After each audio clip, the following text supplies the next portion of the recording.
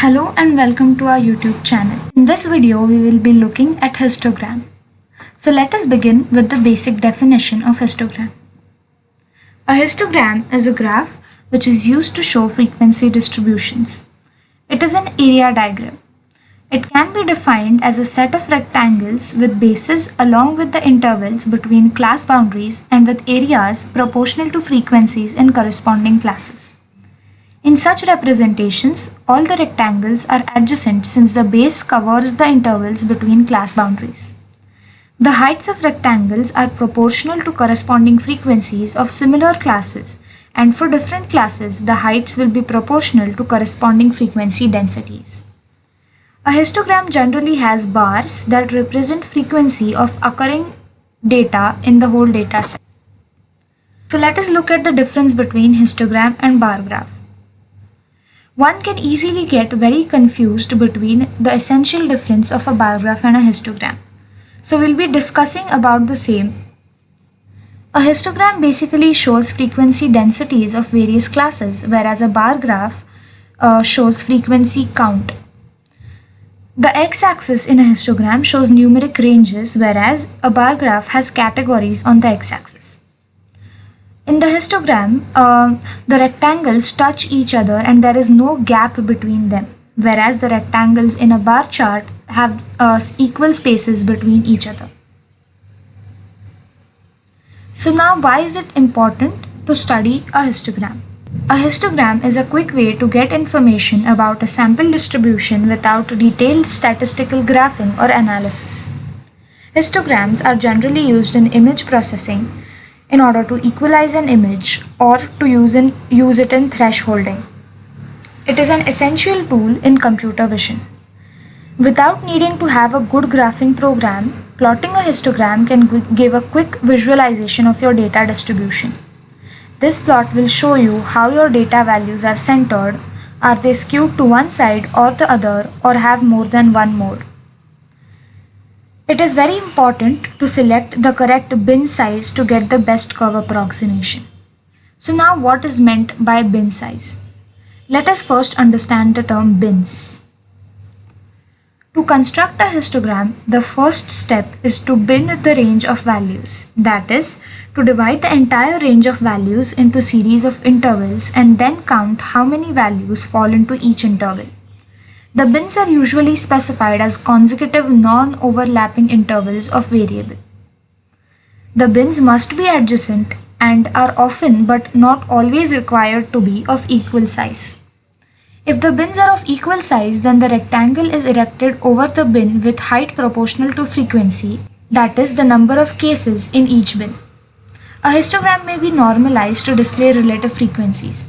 In that case, it will show the proportion of cases that fall into each category with the sum of heights equaling to 1. However, bins need not always be of equal width. In this case, the erected rectangle is defined to have its area proportional to frequency of cases in the bin. The vertical axis is not the frequency but the frequency density. This is a very important point. Frequency density means the number of cases per unit of variable on the horizontal axis is determined, not the count of that class. So now we'll be looking at types of histogram. There are essentially 6 main types of histogram, which we'll be looking at one by one. So let us start with symmetric or normal distribution histogram. The normal distribution histogram has a bell-shaped curve. It is also called as a typical distribution histogram, where points are likely to occur on one side of the average as on the other. The two halves of such histograms look like mirror images of one another. Now let us see the left skewed distribution histogram. A left skewed distribution histogram is also called as a negatively skewed distribution histogram. In the left skewed distribution, a large number of data values occur on the right side with fewer number of data values on the left side. That is, the left tail is much longer than the right tail. Next, we'll be looking at right skewed distribution histogram. In a right skewed distribution histogram, the values occur more on the left side with a very fewer number of data values occurring on the right side. This distribution is also called as positively skewed distribution. The right tail is longer than the left tail. The next type is a uniform distribution histogram. A uniform distribution histogram indicates that the data is very consistent. It does not provide much information about the system. We cannot determine how the system is just by looking at it. In this case, the frequency of each class seems to be similar to the others. The next one is a bimodal distribution. A bimodal distribution has two peaks. This shape may show that the data has come from two different systems. The two processes are combined in one data set. It is also called as a two-humped camel distribution because it is very similar to that shape. The next one is a multimodal distribution. A multimodal distribution is also called as a plateau distribution. It has more than three peaks. That is, the multiple normal distribution processes are combined in one. The peaks are very close to each other and resemble a plateau shape.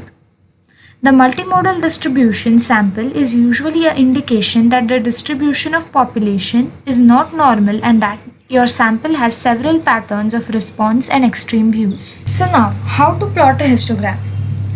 In the next code video that we'll be seeing in a few days, you will be studying how to code in Matplotlib and Seaborn. So let us look at the difference of plotting a histogram between these two. The very essential step or the very basic step of plotting a histogram in Matplotlib and Seaborn is installing the necessary packages. When it comes to Matplotlib, the second step is collecting the data and then using the hist function to plot the histogram. In this hist function, the number of bins need to be specified exclusively. And then finally the histogram is plotted. Whereas when you work in Seaborn, the distplot function is used. The data frame is given as an argument to make the histogram and it automatically chooses the bin size. So you don't have to feed in the bin size exclusively. And then the library plots the graph. In this case, along with the histogram, a density curve is also plotted in addition. We'll be looking at the code in the upcoming video. So that's all for today. Stay tuned for the code video. Don't forget to like, subscribe and share.